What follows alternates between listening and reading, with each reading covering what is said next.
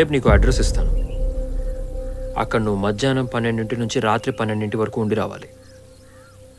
నువ్వు కంట్రోల్డ్గా ఉన్నావు అనుకో, జీవితాంతం నువ్వు చెప్పినట్టు నేను వింటా. లేకపోతే నేను చెప్పినట్టు నువ్వు చెయ్యాలి. తెలుసుకుందావా? నేను సీరియస్గా మాటిస్తే ఎలా నిలబడతానో నీకు తెలుసు. ఏమంటా?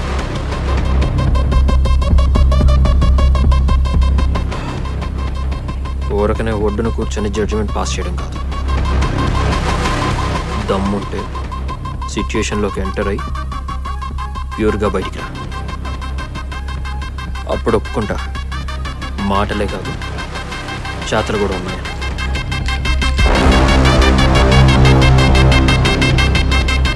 నువ్వు వెళ్ళరా, ఎల్లుండి కలుగుతా.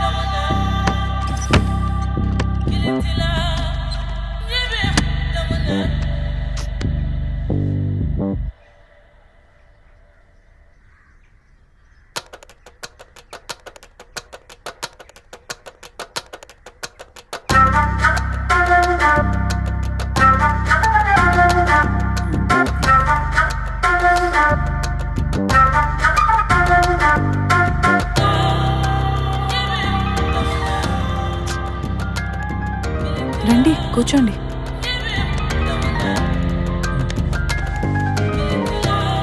పర్లేదు, రండి.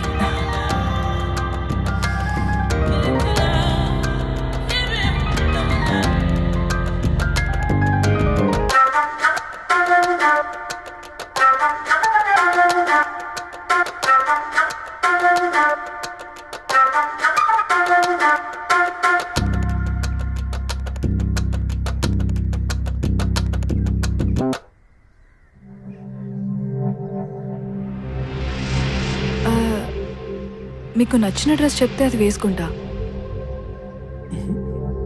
మీకు కూడా డ్రెస్లు ఉన్నాయి, అవి వేసుకుంటారా?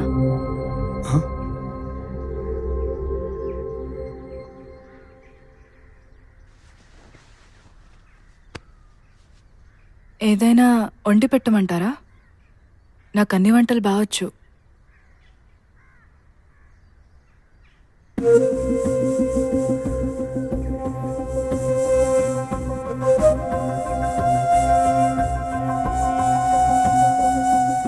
మా అమ్మ నాతో ఎప్పుడు ఒకటే చెప్తుండేది, మనం నిజంగా వృత్తిని నమ్ముకున్న వాళ్ళం, మనిషికి సుఖం అదొక్కటే కాదు అన్నీ ఉండాలి అని. ఇవన్నీ నేర్పించింది. నేను తప్పించుకుందామనే ప్రయత్నించా, కానీ చుట్టుపక్కల ఊళ్ళల్లో అందరికీ మా గురించి తెలుసు. అందుకే ఎవ్వరూ మామూలుగా చూడరు, మామూలుగా ఉండనివ్వరు. మా అమ్మ చనిపోయాక నేను మా ఇద్దరు చెల్లెల్ని పట్నంలో చదివిస్తున్నాను. నేను అక్కడే చిన్న ఉద్యోగం చేస్తున్నాను, రిసెప్షనిస్ట్గా.